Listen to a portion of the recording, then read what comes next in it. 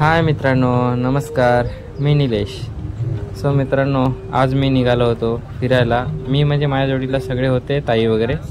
So आम्ही निघालो होतो, अचानकपणे प्लॅन केला होता फिरण्यासाठी. सो गेलो. सो गाडीमध्ये डुलत आम्ही निघालो पुढे हायवेला. सो हायवेला पण सन करत आम्ही पोहोचलो गोवर्धन इको विलेज. सो आम्ही तिथे गाडी पार्क केली आणि आम्ही थोडे बाहेर बसलो होतो. सगळे फ्री झाले आणि मग गेलो पुढे. सो पुढे एक भला मोठा असा बैल होता, कारण की गोवर्धन गोशाळा असल्यामुळे ते असणारच. सो मी पण माझा एक व्हिडिओ शूट केला त्याच्यासमोर. सो मग गेलो आम्ही. पुढे गेलो. पुढे मंदिरात बसलो थोडा वेळ आणि आजूबाजूचा परिसर बघा, सगळे येऊन बसलेत.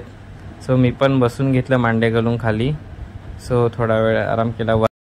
सो मित्रांनो, माझं लक्ष वरती गेलं. सो वरती पण पूर्ण पेंटिंग काढल्या होत्या वेगवेगळ्या देवांच्या वगैरे. सो बहुतेक करून कृष्णाचंच सगळं काही होतं. सो मस्त वाटत होतं बघण्यासाठी. पण लक्ष गेलं माझ्या मंदिरावर. सो मंदिरावर पूर्ण टेक्स्चर कोरीव कामाने केलं होतं. एकदम दिसायला सुंदर दिसत होतं. बघा तुम्ही कसं. सो आम्ही पुढे गेलो पुढच्या मंदिरात. सो तिकडे दर्शन घेतलं. आरतीसुद्धा चालू होती. सो आम्ही दर्शन घेतलं आणि तिकडनं निघालो पुढच्या. या प्राण्यांचं काय भलतंच चाललं होतं खेळणं. सो पुढे आम्ही रंगीबेरंगी मासे बघितले.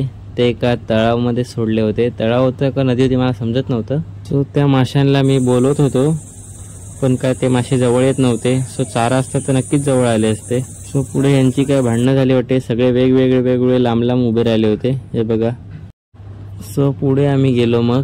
सो पुढे पूर्ण फिरता आम्ही सगळं कृष्णाचं जेवढं काय होतं तेवढं बघितलं तिकडे. सेम वृंदावनचं सगळं इकडे कॉफी केली होती. सो पुढे आम्ही जेवण केलं तिथे आणि जेवण करून मग परतीच्या प्रवासाला निघालो.